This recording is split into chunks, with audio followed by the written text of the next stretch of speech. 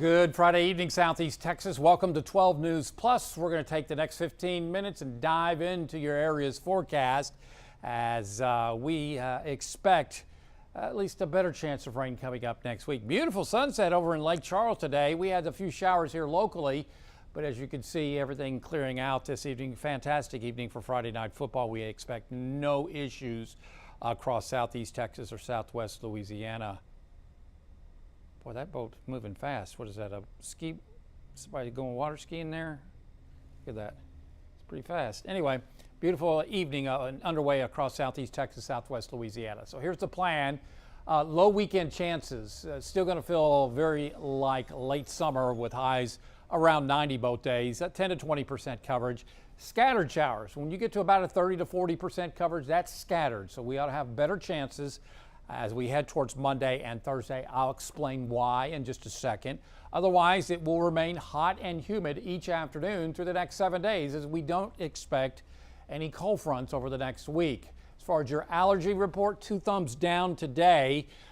Tree pollen and grass pollen remain at moderate levels, and ragweed, if you're an allergy sufferer, you know you are having issues with ragweed, and mold even higher today. Very high levels at 17,807 parts per cubic meter.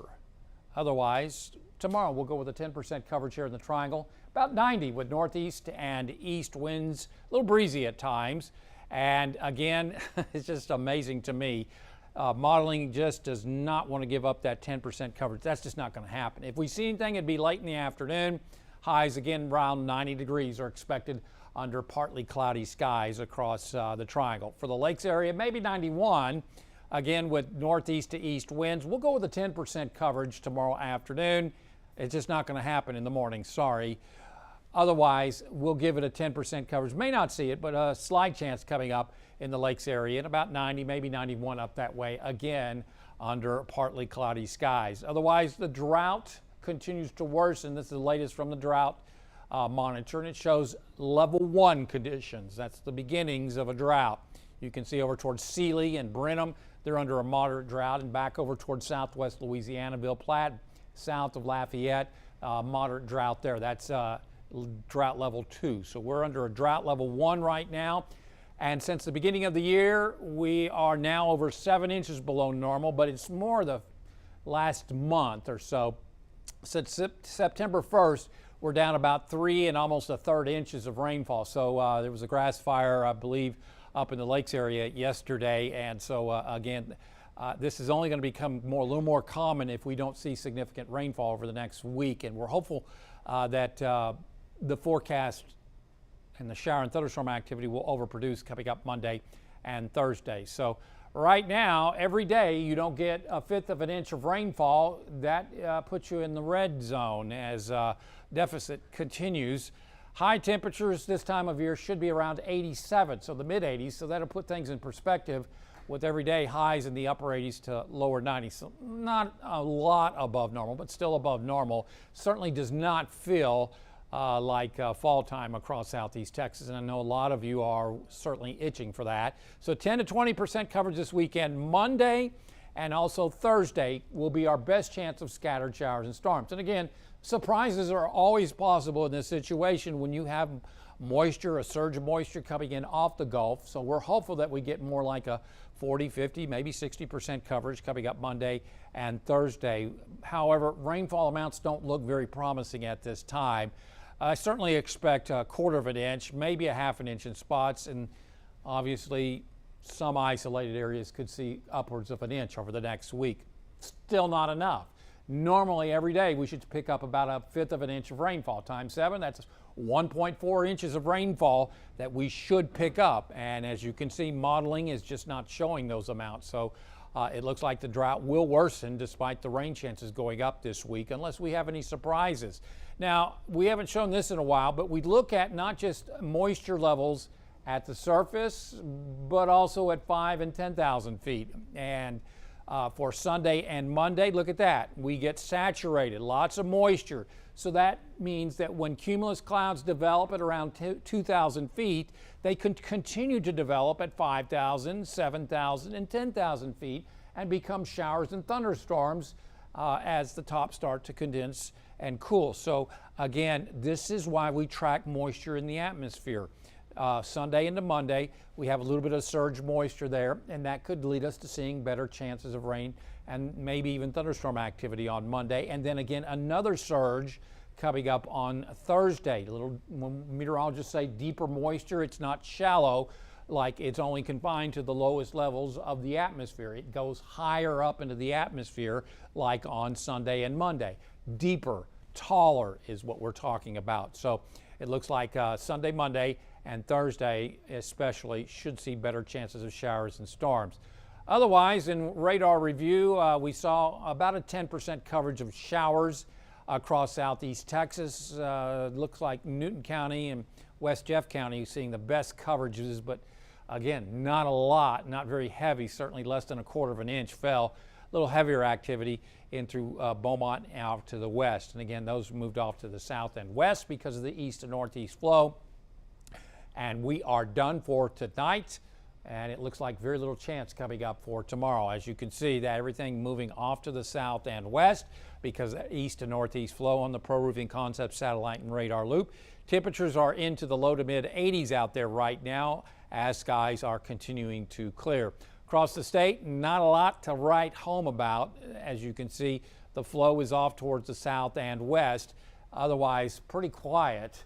And again, the biggest news is off towards our east, watching a trough of low pressure off the Louisiana coastline. That is going to be the impetus for us to see a little better chance of shower and thunderstorm activity, certainly on Monday, we think, as some of this moisture begins working on in off the Gulf. And you can see right up the scale, we're in this light green right here, so there's moisture, not a lot, but once you get up into the greens and yellows, that's a little more to work with. So that is going to be headed our way as we work on into Sunday, late into Monday. So hopefully with a little daytime heating, we can see a scattering of showers and thunderstorms at the very least across our area. Plus we'll add not just the moisture, but maybe a disturbance or two coming in off the Gulf as we work on into Monday. And as you can see, that disturbance lobs a little bit of moisture our way. Then we kind of get a break on, say, Tuesday and Wednesday. Then on Thursday, here comes another surge of moisture. So I'm not going to go real crazy just because we have moisture over our area, because we'll also have high pressure. You can have high pressure and moisture simultaneously over the area. And that high, remember, causes sinking air. So when showers and storms try to form, it's kind of a little more difficult. So it's not a terribly strong high. So we'll go with a scattering of showers and storms. But again, that moisture will move through the area coming up on Thursday and then move off to the south and west. We'll get a northerly flow and dry weather as we head hotter, drier weather as we head towards Friday of next week. And as I was saying on the 6 o'clock news, it looks like this may mean that 6 weeks in a row of pretty decent weather for high school football. So again, lots of shear in the Gulf right now, and it's just not looking good. Now, I am going to say that in October, there's the potential of systems developing off this way, but again, coming out of the Caribbean, but I don't see that over the next week. But usually they go off towards Florida because of westerly shear. Once they gain latitude, they begin feeling that westerly shear, and it moves the systems, even hurricanes, off towards the east. We've seen hurricanes in the eastern Gulf. That's what we normally see in October. Shear, shear, shear, lots of shear, just don't see anything over the next week. And again, I won't say hurricane season's over with, but hurricane season's over in this part of the world. Again, we're watching a couple areas of just a couple disturbances. Again, this is low to mid upper level disturbance in the northern Gulf and also into the Bay of Campeche. I don't see any development out of these over the next 7 days. So I think we're in pretty good shape.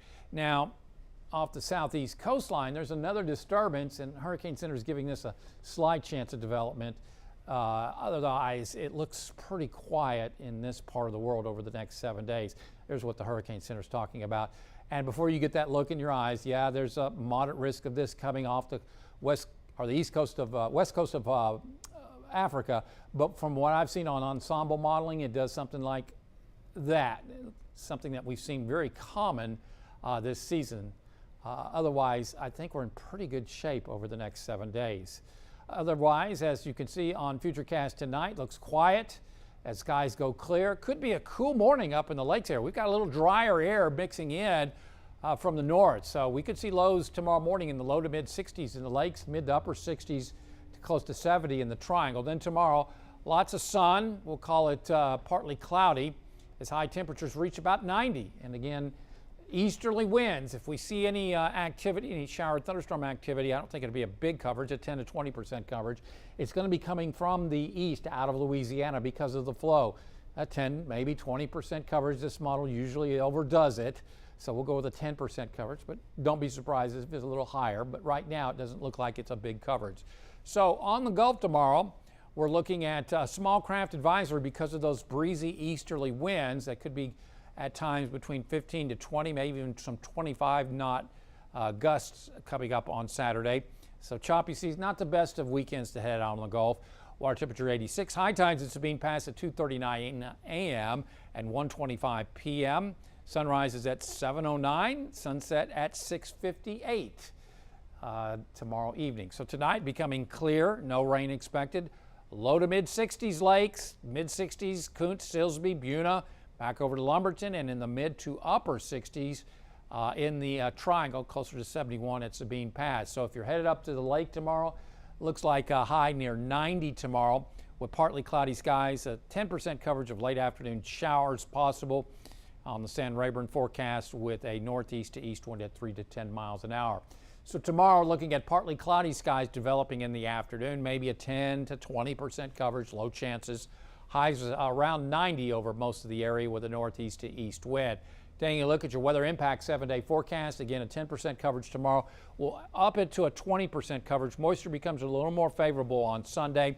And again, Monday could be higher than what I have, but right now we'll go with a 30% coverage. Then back down again for Tuesday and Wednesday, and then back up on Thursday. And again, Thursday and Monday will be the days that we see our best chances of shower and thunderstorm activity before things start drying out. As far as those folks wanting fall, unfortunately, our air comfort forecast does not show much.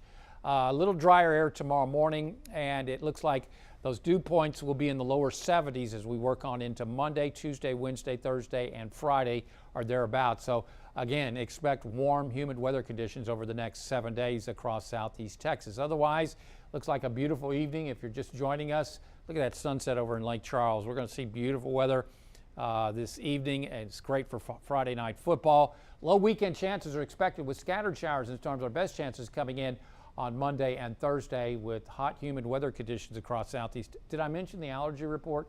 Not a good report today. Very high levels of weed pollen and mold across southeast Texas. We expect about 90 tomorrow, a 10% coverage here in the triangle, and up in the lakes area, similar forecast. Again, maybe a 10% coverage with highs around 90 to the lower 90s under partly cloudy skies tomorrow afternoon. Otherwise, in your drought report, drought monitor, we're in drought level 1, and we're down almost 3 1/3 inches for the month. We need more. We do not expect enough to help on the drought this week. It looks like maybe an inch or less, and that is not what we need. This model only showing a 1/4 of an inch or so. So again, we should see better chances on Monday and Thursday. Unfortunately, it looks like we will pick up less than that, 1.4 like what we need this time of year. Let me cycle on through. We are watching this disturbance. This is the key to the forecast that'll bring us a better chance of shower and thunderstorm activity as we head on in to, say, Monday especially.